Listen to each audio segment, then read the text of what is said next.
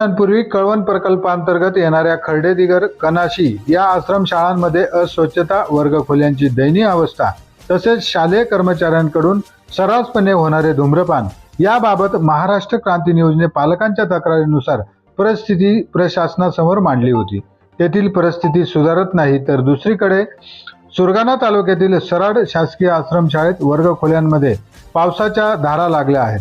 तसेच toilet, bathroom यांची दयनीय अवस्था पाहायला मिळते आहे. तसेच विद्यार्थ्यांना शौचास रात्री अपरात्री उघड्यावर जावे देखील लागते आहे. तशी ओरड पालक वर्गाकडून केली जात आहे. तसेच शालेय परिसरात अस्वच्छता असून उरलेले अन्न उघड्यावर फेकले जात असल्याचे समोर आले आहे.